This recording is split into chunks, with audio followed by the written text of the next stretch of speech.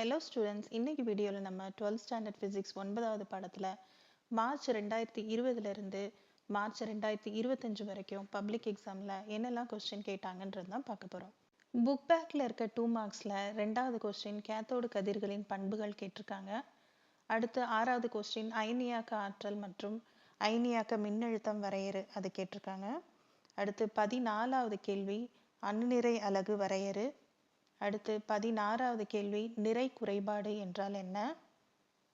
25வது கேள்வி கதிரியக்க செயல்பாடு அல்லது சிதைவு வீதம் என்றால் என்ன. 27 நியூட்ரான் மற்றும் புரோட்டான் ஆகியவை எந்த துகள்களால் ஆனவை. 5 மார்க்ஸில் 11வது கேள்வி நியூட்ரினோவின் பண்புகள், இதையும் 2 மார்க்ஸில் கேட்டிருந்தாங்க. மார்க்ஸ் என்னென்னு பார்ப்போம். நெடுவினாக்கள்ல இருக்க 5வது கேள்வி நிறை எண்ணை பொறுத்து சராசரி பிணைப்பாற்றலின் மாறுபாடு.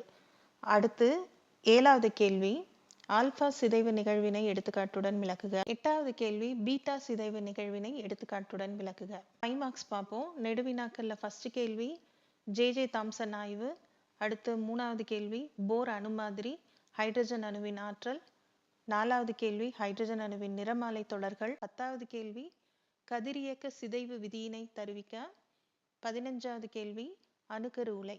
2 மார்க்ஸ்ல இருக்க 23 மற்றும் 24வது கேள்வி அணுக்கருவின் சராசரி ஆயுட்காலம், அணுக்கருவின் அரை ஆயுட்காலம், இது ரெண்டையும் ஒரு கணக்கோட சேர்த்து 5 மார்க்ஸ்ல கேட்டிருந்தாங்க. 5 மார்க்ஸ்ல புக்கின்ல இருந்து ஒரு கொஸ்டின் கேட்டிருந்தாங்க. இந்த 2வது கொஸ்டின் பாருங்க. போர் அணு மாதிரியின் சுற்றுப்பாதையில் உள்ள எலக்ட்ரானின் ஆரம் மற்றும் திசைவேகம், இதை 2 தடவை கேட்டிருக்காங்க. இந்த கேள்விக்கான பதில் பக்கம் 153ல இருக்கு. கணக்குகள்ல எடுத்துக்காட்டு 9.1 எடுத்துக்காட்டு 9.2 இந்த 2 கணக்கையுமே 2 தடவை பப்ளிக்ல கேட்டிருக்காங்க. எடுத்துக்காட்டு 9.7 எடுத்துக்காட்டு 9.15 எக்ஸசைஸ் ப்ராப்ளம்ல இந்த 6th ப்ராப்ளம் கேட்டிருந்தாங்க.